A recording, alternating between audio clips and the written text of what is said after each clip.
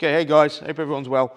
So Sunday morning, pretty early, just down the unit, just getting ready for a Spanish trip off to Spain today, taking a group down to Almeria, so we're catching the Plymouth Santander ferry, and then we've got 11, 12 days down to Valencia, and then just through the mountains and the forests, and down to the deserts to Bernus, and then down to Almeria, back up Burgos, Sevilla, and back round to Plymouth, Santander, Plymouth. So it's the last of my tours this year.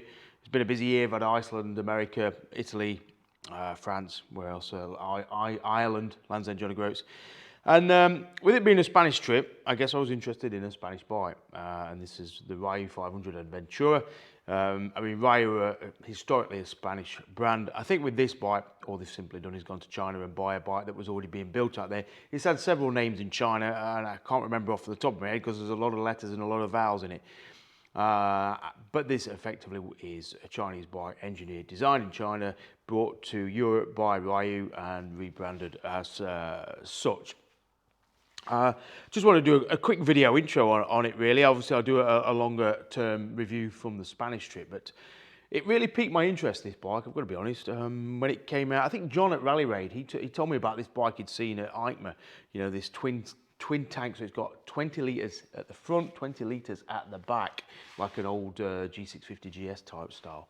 So it's a 40 litre tank, so capable of theoretically a 600-mile range. It's typical of a Chinese bike. It's using a licensed copy of the Honda CB500X engine, so 47 brake horsepower, same as in the Vogue 525, same as in the Co 510. So it's quite a familiar engine to people who've ridden the Chinese 500cc twin bikes, because they all seem to be using it. Whether Honda want to officially announce that they license the copy, I'm not sure. It's all a bit murky as to where the engine comes from. Is it a launching build in the engines for Honda, and then launching able to sell the engines direct to the companies like these? I'm not sure, but it takes a CB500X oil filter and lots of other components are shared engine-wise with the 500X. So it says 47 brake horsepower engine with 40 litres of fuel. Now, what's different about this bike, and I think what piqued my interest, is that as opposed to, say, the Vogue 525, which went for a 19-inch front wheel and a 17-inch rear, which is very typical and very similar to the CB500X, the NX500, etc., you know, it didn't really set it apart. But with this bike, we've got 21-inch front wheel, an 18-inch rear wheel. We've got tubeless spoke wheels. We have got long travel suspension, which is fully adjustable. And then you've got a decent screen, touring screen. You've got solid steel-backed handguards as standard. You've got the sump guard as standard, centre stand as standard, crash bars as standard. You've got like a pivot peg, foot peg as standard. You know, it tilts when you stand up. So to me, this is like a boutique version of a CB500X. It's like that proper backstreet, right, we've got an engine, we've got a chassis, what can we do to it to make it like the ultimate adventure trail version? And I know Rally Raid have had a go at it and done a great job. You know, they converted the cast wheel to tubeless, but still 19 at the front and 17 at the rear. And they made do with the suspension that was on the bike and revalved it or whatever to give it a better plushness and better capability. But this is the first company that's gone, okay, let's put new suspension, new wheels, let's kit it out as a pure adventure tourer. Trail bike, you know, like, what is it? You know, is it the ultimate? Is it the ultimate bike that everyone's passed by and never ridden because nobody knows about it? And that's why I was interested, really. So this bike came into the UK, into Europe, maybe early this year, 2024, and it just got no traction. You know, not to badmouth anybody, but the importers, in fairness, have done a terrible job of telling people about it. I think it was at ABR Festival, but I've been trying to get one to test since April. I've not seen it in MCN, I've not seen it in, it's had no press coverage in the mainstream press. It's not had any YouTubers test it. It's not had anybody test this bike.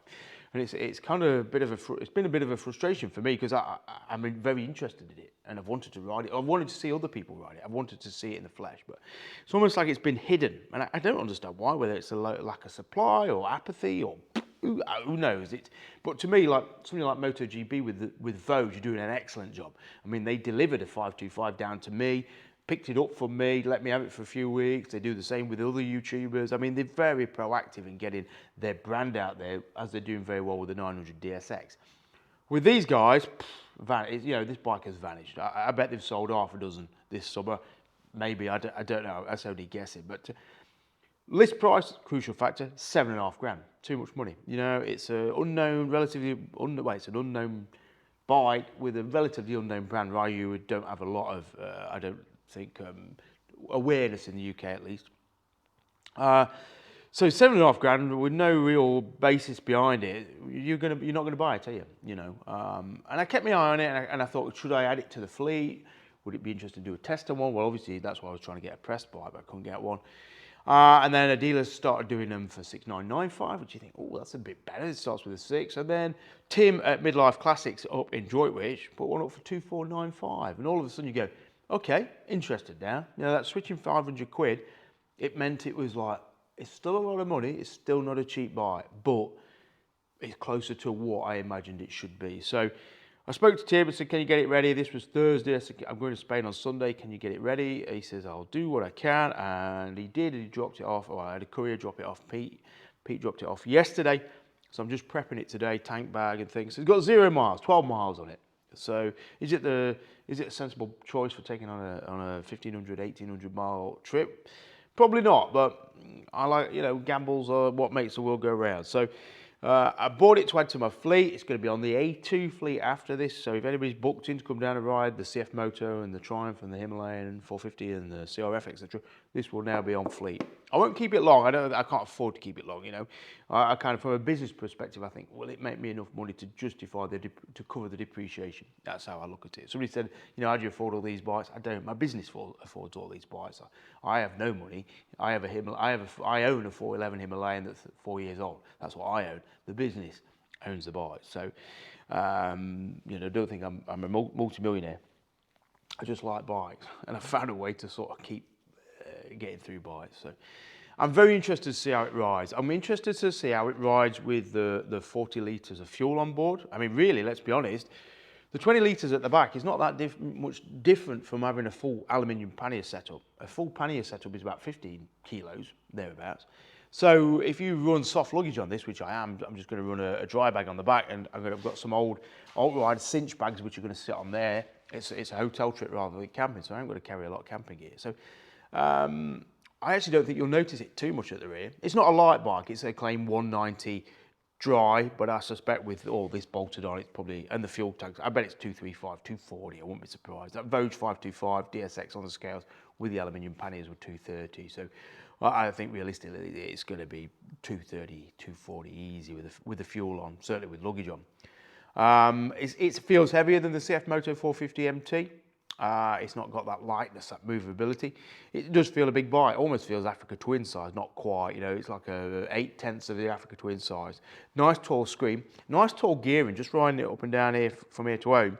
The gearing's nice and tall. It's pulling like 50 miles an hour. It's doing 3,750 RPM. So it's low revving for speed, which is quite unique. Normally the bikes seem to be tested certainly from the Chinese brands are quite low geared, so they're quite revvy. Like CF Moto, it's 50 miles an hour, but doing 5,000 RPM at 66,000 or maybe a little bit more. So this is actually geared up, which should make it nice and relaxed. We've got the CST tyres, the same as on the CF Moto 450.